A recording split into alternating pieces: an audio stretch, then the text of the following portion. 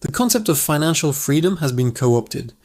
It has been distilled into a simple, intoxicating formula. Save aggressively, invest passively, and escape the drudgery of work by 40. It's a narrative sold in best-selling books and amplified across countless blogs and forums, promising a life of perpetual leisure funded by a well-tended portfolio. But this narrative, in its seductive simplicity, obscures a more complex and costly reality. We, as professionals, as strategists, as individuals accustomed to analyzing complex systems, must look beyond the surface-level arithmetic. We must ask a more incisive question. What is the true all-in cost of financial freedom? The cost is not a number. It is not 25 times your annual expenses. That's merely the price of admission. The true cost is measured in unseen trade-offs, in miscalculated risks, and in the profound psychological burdens that the pursuit of this goal can impose. Yet today, we will dissect this popular ideal, moving beyond the simplistic calculations of the FIRE movement, financial independence, retire early, to a more sophisticated understanding of wealth, work, and life. Let's begin with the foundational premise. Financial freedom is typically defined as the point at which your passive income from investments exceeds your living expenses. The most common heuristic for achieving this is the so-called 4% rule. This guideline, derived from the 1998 Trinity study by 3 finance professors at Trinity University, suggested that a retiree could safely withdraw 4% of their initial portfolio value, adjusted for inflation, each year for 30 years with a very high probability of not depleting their funds. This simple rule gave birth to the inverse, the 25x rule, which states you need to accumulate 25 times your annual expenses to achieve financial independence. It's elegant, it's quantifiable, and for many, it becomes a financial North Star. But relying on this 30-year-old study as gospel for a 50 or 60-year retirement is fraught with peril. The original study assumed a portfolio of at least 50% stocks and a 30-year retirement horizon. What if your early retirement spans 50 years? What about the sequence of returns?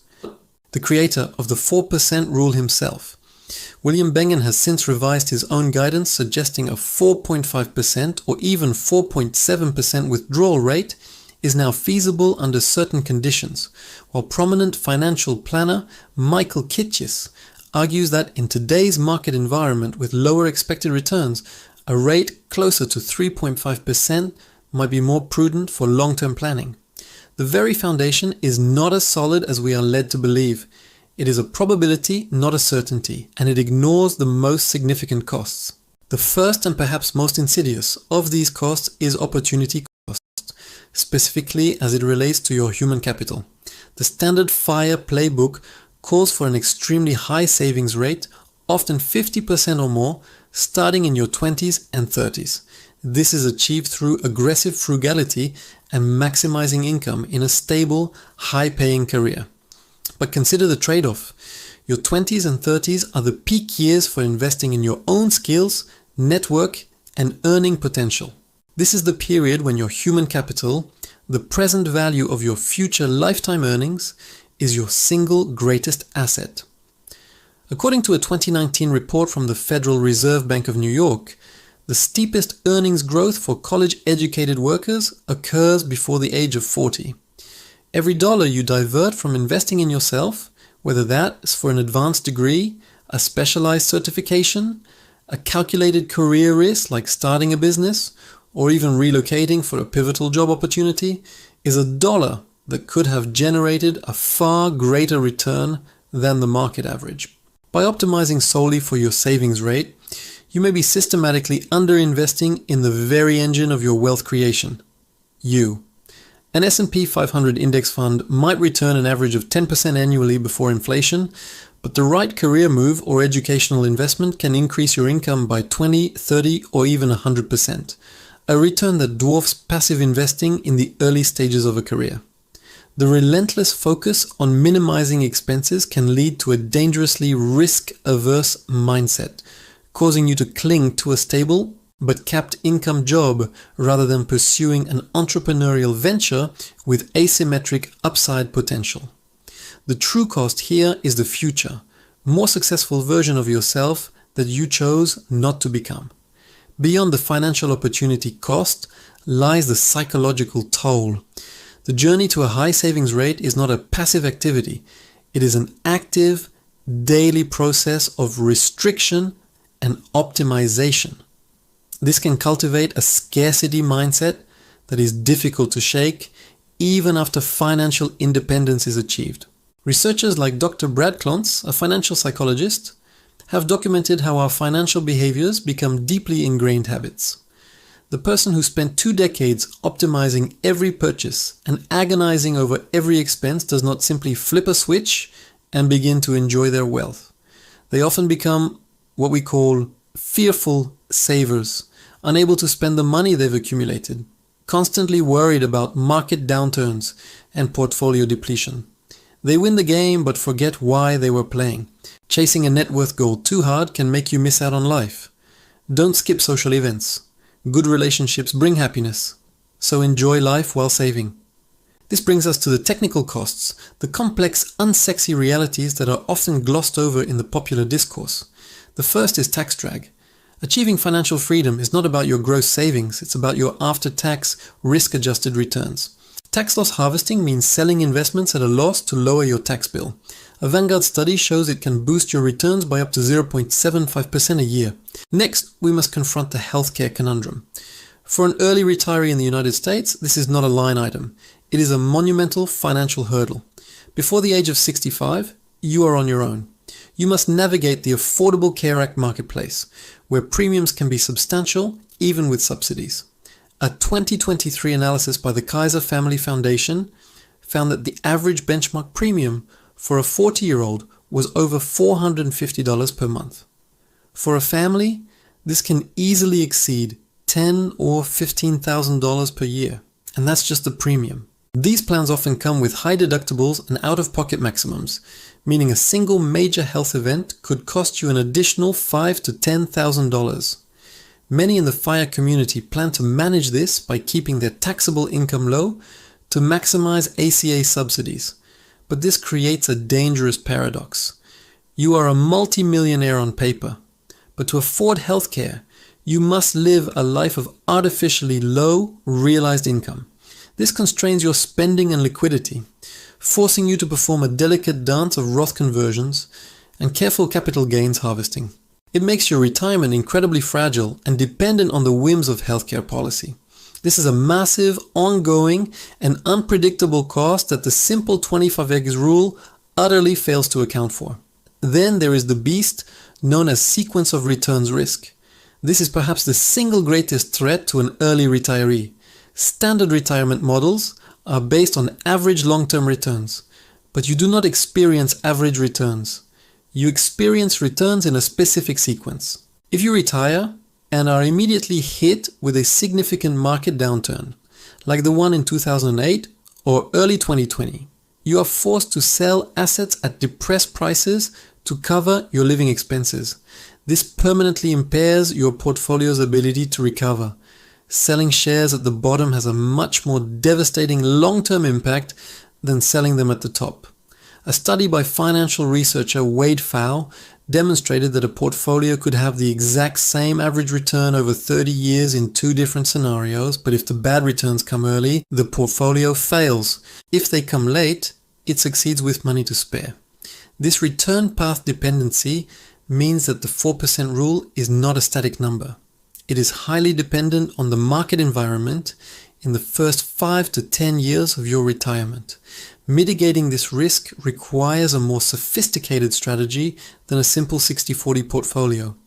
It might involve building a bond tent, increasing bond allocation just before and after retirement, or holding several years of cash reserves, or using more complex options-based strategies to hedge against downside risk. Each of these strategies comes with its own costs, either in reduced potential returns or direct expenses, further complicating the simple math of financial independence. Finally, we have to talk about inflation in a more nuanced way. We usually think of inflation as that 2% or 3% number from the CPI, but no one experiences the average inflation rate. You experience a personal inflation rate dictated by your specific consumption basket. And the costs of the things that matter most, healthcare and education, have historically outpaced the CPI by a significant margin. According to the BLS, from 2000 to 2022, the overall CPI increased by about 75%. In that same period, medical care costs rose by over 130%, and college tuition rose by over 175%.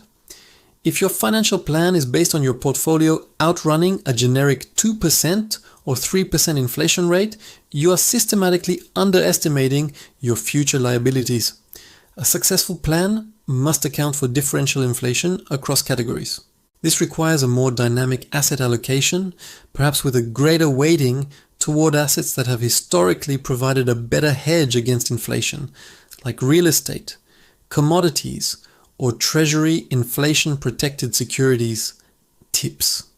It requires stress testing your plan not against average inflation, but against prolonged periods of high inflation in the sectors that will represent your largest expenses in retirement. Given these immense, often hidden costs, the opportunity cost to your human capital, the psychological burden, the tax drag, the healthcare labyrinth, and the technical risks of sequence and inflation, it becomes clear that the conventional model of financial freedom is flawed. It is a brittle, rigid goal that demands the sacrifice of your most productive and vibrant years for a future that is far less certain than the spreadsheets suggest. So what is the alternative? The alternative is to shift our objective from financial freedom to financial agency. Financial agency is not about escaping work. It is about gaining the power to choose your work. It's about having the capital base to dictate the terms of your engagement with the professional world, not severing ties with it entirely. It's the ability to say no to a project you don't believe in, to take a 6-month sabbatical to reskill, to downshift from a high-stress corporate job to a more fulfilling role, even if it pays less. It's the power to start your own business, knowing you have a financial cushion to absorb the initial lean years. This reframing changes the entire strategy. Instead of a single monolithic FI number, you build a tiered system of financial resilience. The first level might be a robust emergency fund, 6 to 12 months of expenses, that grants you the agency to walk away from a toxic work environment without desperation. The next level could be what the community calls Coast FI, where you've saved enough in your retirement accounts that, without any further contributions, it will grow to support a traditional retirement. Reaching this point, perhaps in your late 30s or early 40s, dramatically liberates your career choices. Your primary income no longer needs to be funneled into savings. It can be used to support a more intentional lifestyle or to take calculated professional risks. Beyond that, you might aim for Barista FI, having a large enough portfolio that you only need a part-time, low-stress job to cover your current expenses while your investments continue to compound. This is a state of immense agency, allowing you to pursue passion projects or spend more time with family long before a full traditional retirement would be possible. This approach, building wealth for agency rather than for escape, recalibrates the cost-benefit analysis. It encourages a balanced investment in all of your assets, not just your financial portfolio. The true assets that create a resilient and fulfilling life are your human capital, your skills and earning power, your social capital, your network and relationships, and your health. An intelligent financial strategy does not sacrifice these for the sake of an accelerated savings rate. It uses financial capital as a tool to enhance them. Money is used to buy back time, to invest in education, to nurture relationships, and to protect your health. For 7 years running, the world has been told a comforting story. A story about a small northern nation that unlocked the secret to human contentment. Finland, the happiest country on earth. It is a headline that feels like a warm blanket in a cold world. A promise of pristine lakes, silent forests, and a society that just works. But this story, the one celebrated on news channels and in glossy magazines, is a fairy tale. And it's about to end. Because behind the calm, a brutal, quiet war has begun. A war for Finland's soul, where the casualties are the very people who were promised a paradise. The illusion of Finnish perfection is a powerful one. It's built on images of saunas, northern lights, and a social contract so strong that trust is the national currency. Free, world-class education. Universal healthcare that catches you from the cradle to the grave. Unparalleled safety and equality. For decades, this system was the envy of the world, a shining example of what a nation could achieve when it put its people first. But in 2023, that foundation was rocked by a political earthquake. A new right-wing government came to power, looked at the bill for paradise, and decided the price was too high.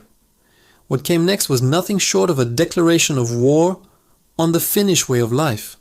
Billions of euros in austerity cuts were announced, targeting the pillars of the welfare state. Unemployment benefits were slashed. Housing support was gutted. Access to public health care was restricted. The changes were so sudden, so severe that they sent a shockwave through the nation. The country that prided itself on harmony suddenly found itself facing massive nationwide labor strikes, with workers pouring into the streets to protest the dismantling of their future. The veneer of perfection didn't just crack, it was shattered by the sound of its own government tearing down the dream. But this brutal shift didn't happen in a vacuum. It was the final, jarring note at the end of a very different song. Just a few years ago, the face of Finland was Sanna Marin, a prime minister who became a global icon of progressive, youthful leadership. She represented a modern, vibrant Finland, a nation that could be both responsible and cool. Then, videos surfaced of her dancing and celebrating at a private party. The international scandal that followed, dubbed Partygate, was about far more than a politician letting her hair down. It became a cultural flashpoint, a battle between an older, more conservative Finland and a younger generation that saw nothing wrong. Her eventual election loss and the rise of the new austere government felt like a national hangover. The party was officially over.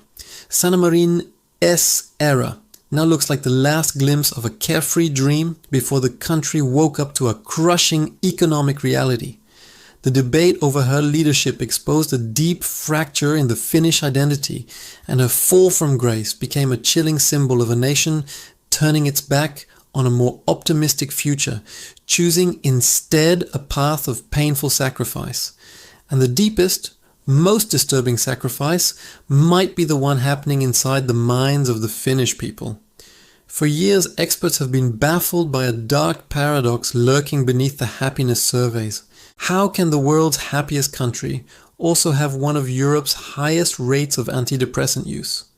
How can a society built on community suffer from a silent epidemic of loneliness, especially among its youth? The answer may lie in a celebrated national trait, sisu.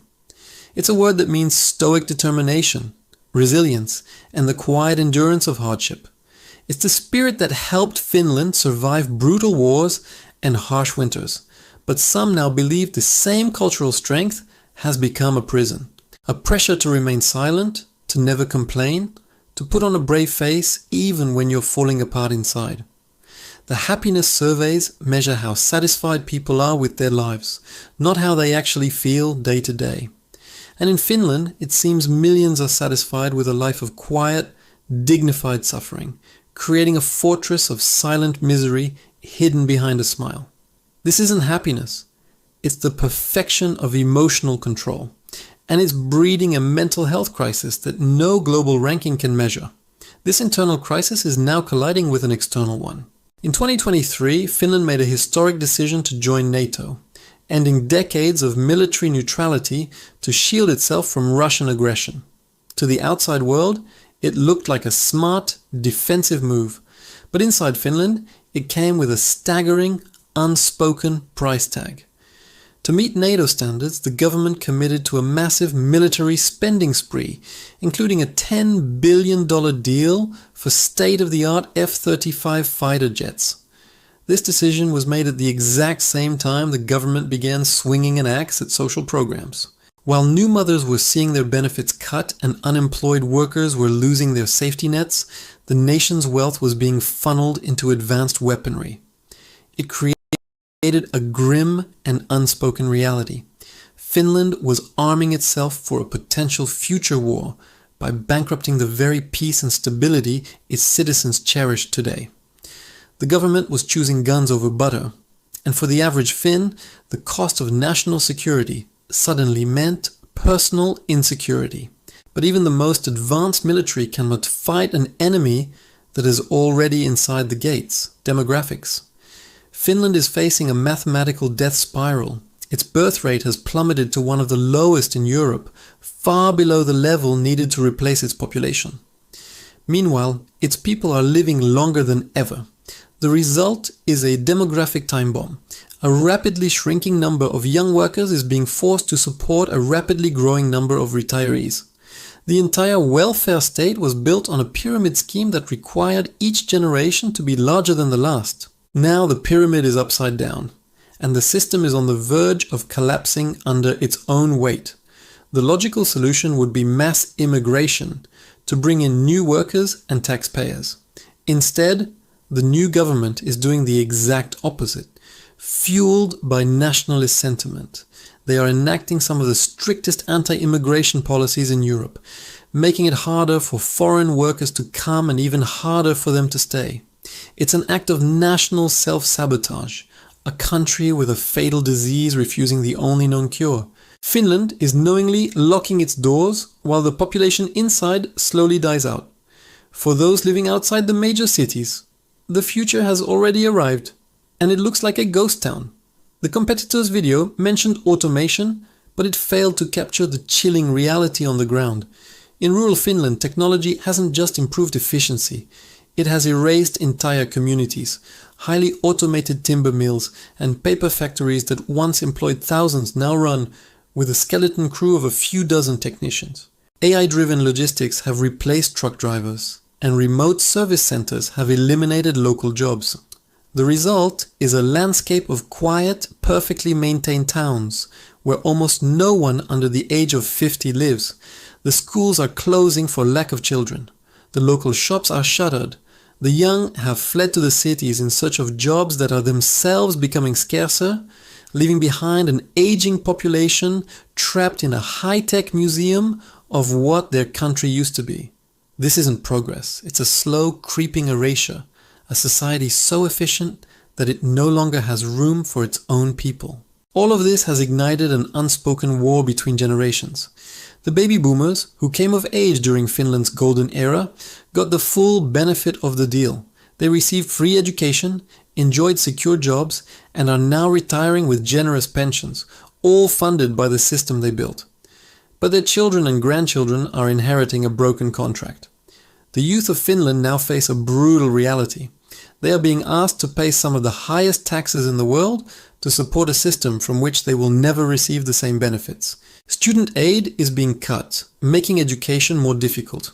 Housing benefits are vanishing, making it impossible to afford a home in the cities where the jobs are. And they are being told to work longer for a pension that shrinks every year. It has created a deep, simmering resentment. The young feel like they are paying for a party they were never invited to, while the older generation watches, insulated from the consequences. It is the ultimate paradox of the welfare state. A system designed to create equality is now breeding the most bitter inequality of all, the one between the past and the future. So, when the world crowns Finland the happiest country on earth, what are they really celebrating? They are celebrating a memory. A beautiful, humane idea from a bygone era that is now being kept alive on borrowed time and borrowed money.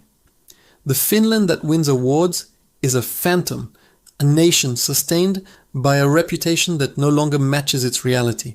The real Finland is a country at a crossroads, caught in a perfect storm of austerity, a silent mental health crisis, demographic collapse, and a bitter generational divide.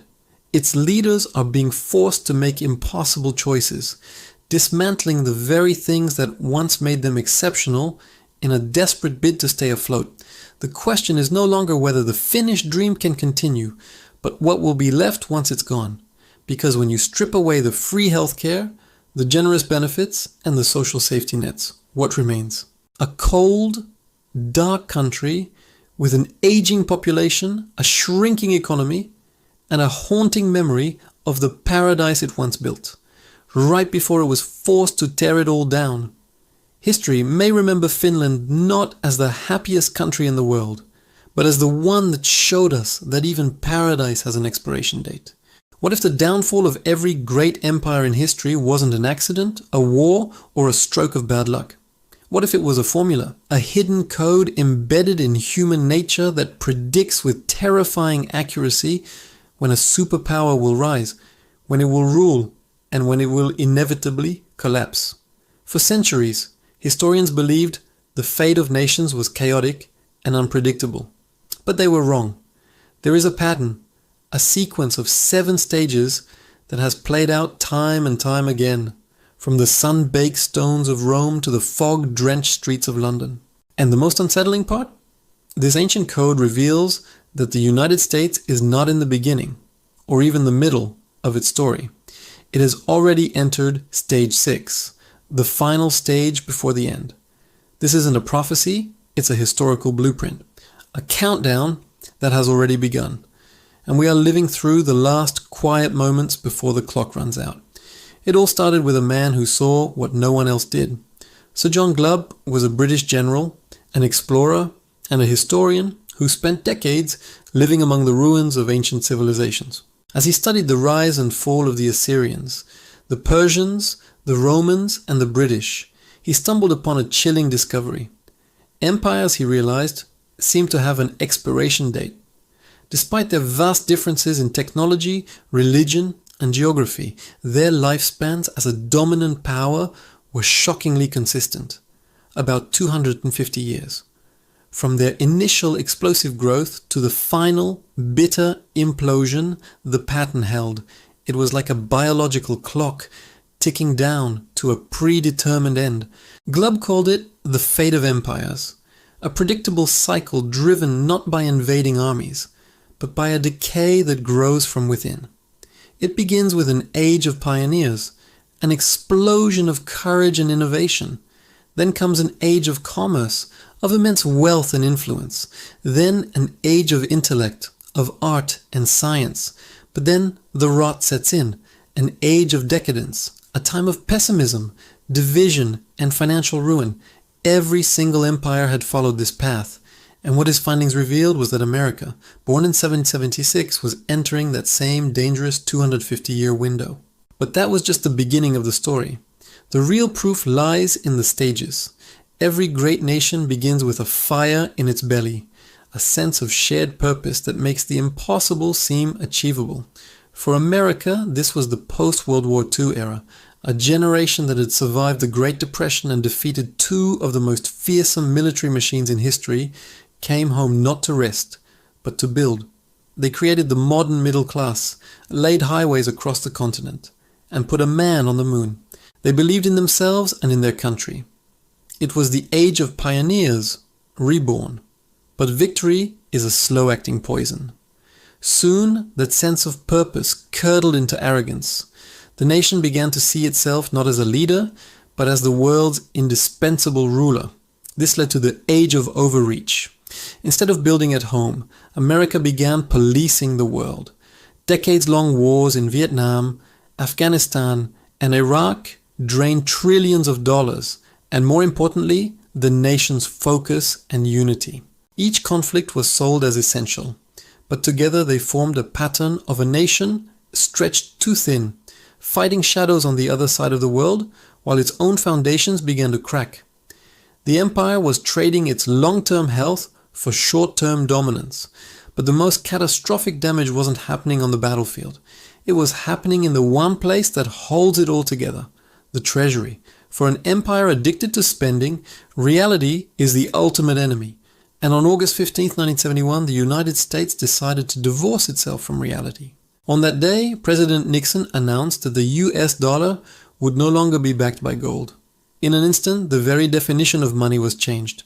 It was no longer a claim on a real, tangible asset. It was now a promise backed by nothing but faith in the government that issued it. It was the ultimate blank check.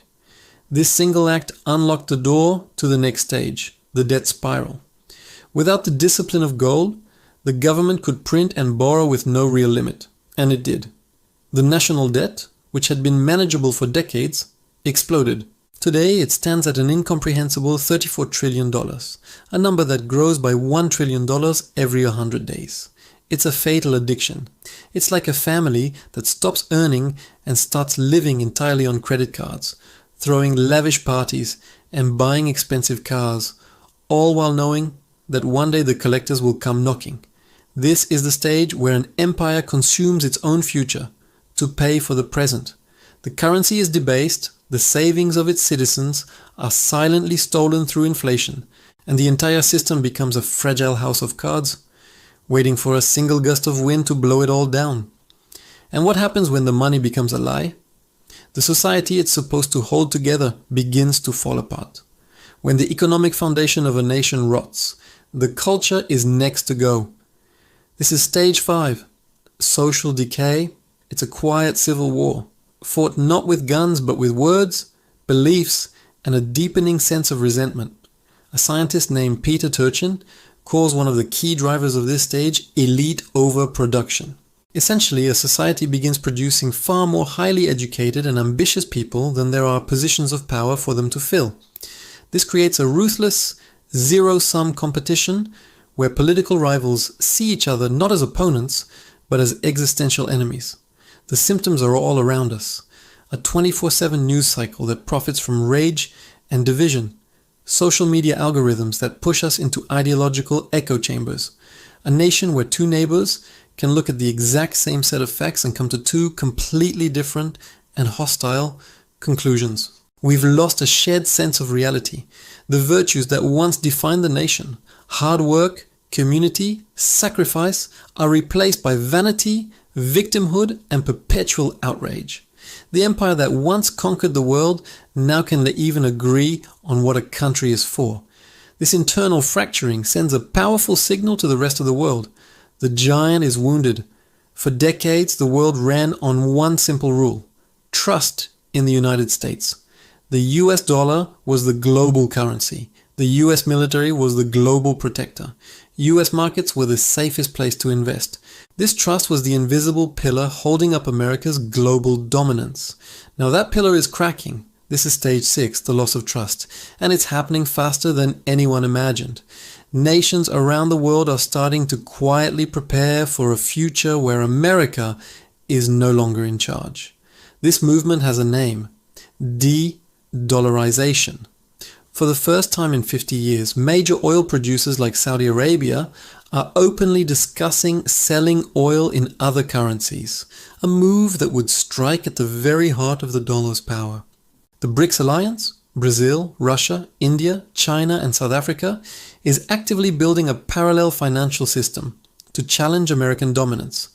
They are buying gold at record rates, a clear sign they are losing faith in paper promises.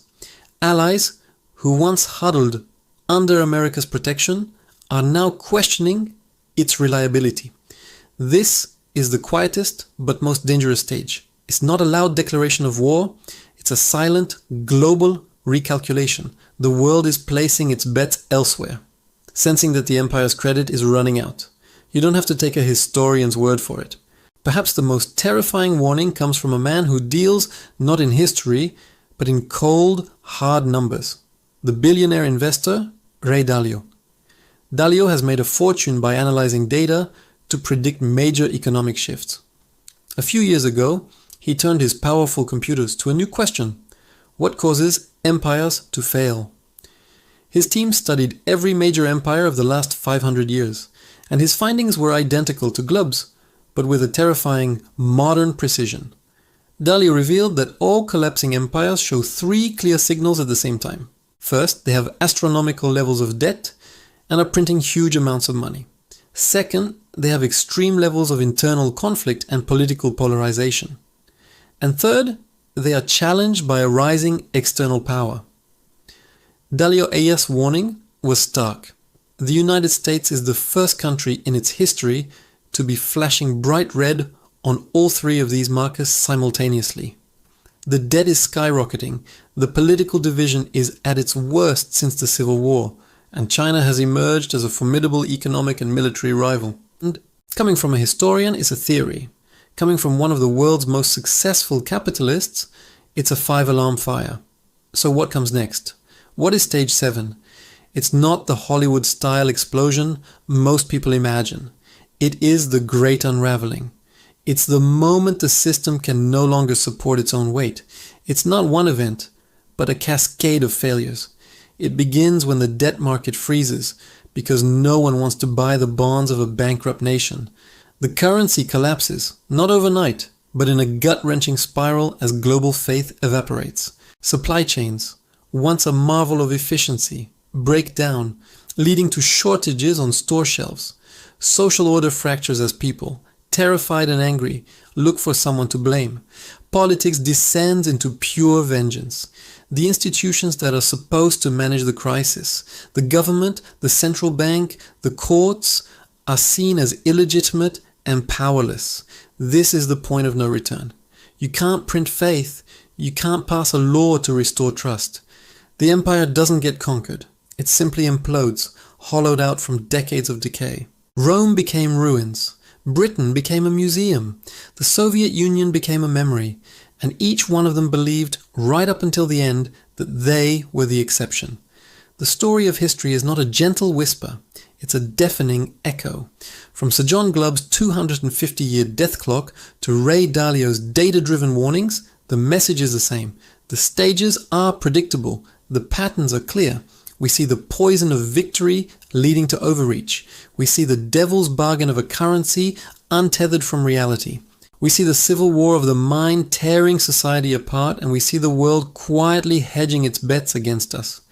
The evidence is not hidden. It's written in our headlines every single day. History has handed us a map, a detailed guide showing exactly where the cliffs are. It shows us the path every great power has walked before, a path that always ends at the same precipice. We are standing at that edge right now. The final, terrifying question is not whether the pattern is real. The question is, are we even looking at the map? What if the greatest financial disaster in American history wasn't an accident? What if the 1929 stock market crash, the event that wiped out millions of families and plunged the world into the Great Depression, was actually an orchestrated demolition? While newspapers were promising endless prosperity and ordinary people were pouring their life savings into the market, a small elite group of insiders wasn't just quietly heading for the exits. They were lighting the fuse and positioning themselves to collect the profits from the explosion. This isn't a story about a market crash. It's a story of the greatest wealth transfer in modern history. And it exposes a brutal truth about how the world really works. The story everyone knows about Joseph P. Kennedy, patriarch of the famous American dynasty, is almost a comforting fable. The tale goes that he knew it was time to get out of the market when his shoeshine boy started offering him stock tips. It's a great story because it makes him seem relatable, like he was just a savvy guy who saw a clear sign. But the real story is much darker and far more calculated. Let's be real. Kennedy didn't need advice from a shoeshine boy. He understood the system was a house of cards because he was one of its architects. Before his days as a celebrated ambassador and political figure, Kennedy was a master of the Wall Street underworld, notorious for running stock pools. These were essentially legal scams where a group of powerful traders would secretly conspire to buy a stock, inflate its price through manipulated trading, a practice called painting the tape, and then dump it on an unsuspecting public right before it crashed. He knew the game was rigged because he had rigged it himself, time and time again. So in the summer of 1929, when he saw the same manic, uninformed buying from the public that he himself used to exploit, he didn't just see a warning sign. He saw an opportunity. Kennedy didn't just sell his stocks, he quietly liquidated his entire portfolio, converting it to cash and gold. But that wasn't the whole story. He then took that fortune and began to bet against America. He started short-selling stocks on a massive scale, positioning himself to make a killing when the very system that made him rich finally came crashing down. But Kennedy wasn't the only one preparing for the storm. There was another, more mysterious figure operating in the shadows of Wall Street, Jesse Livermore, a man they called the Great Bear. Livermore wasn't an insider in the same way Kennedy was. He didn't have a network of powerful friends in boardrooms and banks. Instead, he had something more potent, an almost supernatural understanding of market psychology. He saw the Roaring Twenties not as an era of prosperity, but as a textbook case of mass hysteria. He once wrote, "The public is always wrong." And in 1929, he decided to bet his entire career on that single belief. Throughout the year, as stock prices hit one dizzying new high after another, Livermore began building an enormous short position. His colleagues thought he was insane. The media called him a traitor for betting against American success. But Livermore ignored them all. He worked in seclusion from a luxurious, heavily fortified office, surrounded by telephones and ticker tapes, meticulously planning his attack. He wasn't just gambling, he was a general planning an ambush, waiting for the enemy to march right into his trap. He understood that once the panic started, it would feed on itself in a vicious cycle of margin calls and forced selling. And when that day came, he would be ready to profit from every single moment of the carnage. While figures like Kennedy and Livermore were making their personal moves, the market itself was sending out secret signals, whispers of doom that only the financial elite could hear. For months, a strange divergence was happening that baffled most observers. While the stock market was soaring to record heights, the bond market, the boring, safe world of government debt, was getting stronger. This made no sense. Normally, money flows out of safe bonds and into risky stocks during a boom. But in late 1929, the opposite was happening. Sophisticated investors, the old money families, and European banks were quietly selling their stocks and pouring the cash into the safety of US government bonds. It was a silent vote of no confidence. At the same time, money from overseas was fleeing America. British and German investors, watching the frenzy from across the Atlantic, knew a bubble. They began liquidating their American assets throughout September and October, pulling their capital back home before the inevitable collapse. Perhaps the most damning signal came from the Federal Reserve itself. The central bank had been steadily